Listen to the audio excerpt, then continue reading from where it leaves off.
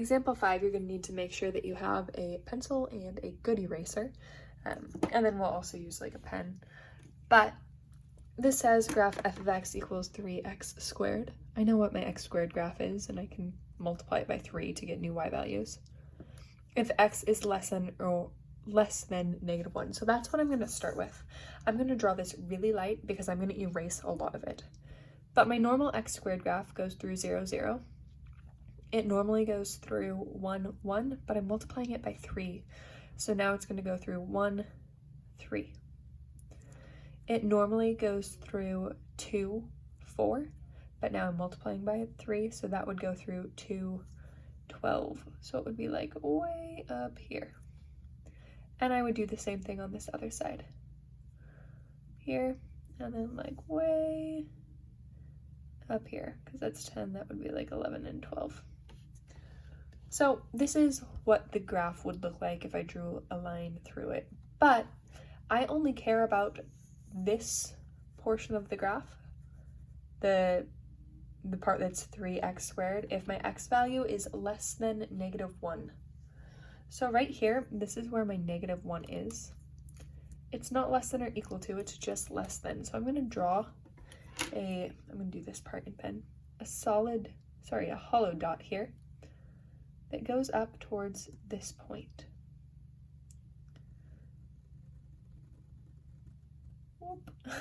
I got a little excited about how far sideways I wanted to go. So right, like that's part of, I'm going to erase this in like half a second, part of this parabola that would go like this. But I don't care about this portion of the parabola. I only care about the part where x is less than -1. So this is the part of the parabola I care about. Now this next part, don't care about it at all. The next equation says just -1. So my value is going to be down at -1, which is right across here, right, like all the way across, just at -1. But we only want to graph this line for x values between -1 and 4. We're going to include exactly at an x value of -1. So right here, we'll do a solid dot. And then we go until we get to 4, where we're going to do a hollow dot. And we're going to graph the line between them.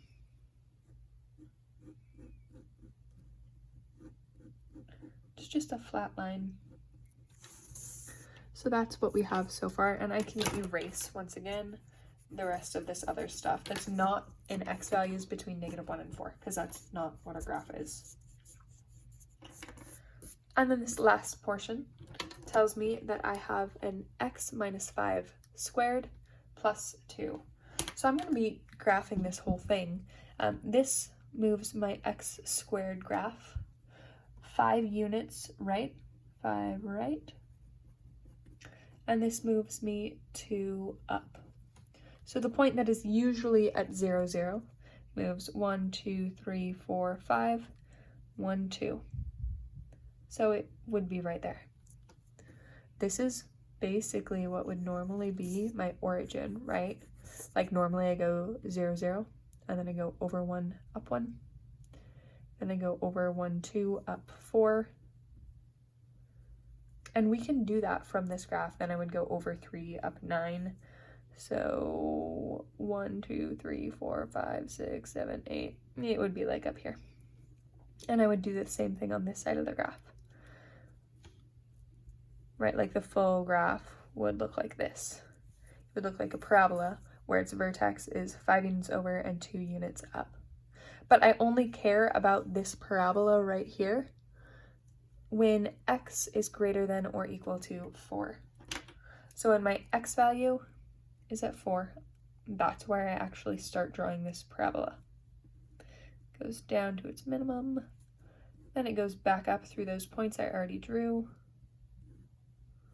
and it gets pretty steep here, like so.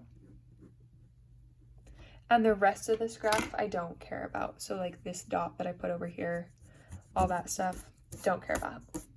Just care about this parabola, this x squared graph, when x is less than -1. I care about a y value of -1 in between an x value of -1 and 4. And I care about this parabola that was moved 5 units right and 2 up when my x values are greater than 4. So that's how we do example 5.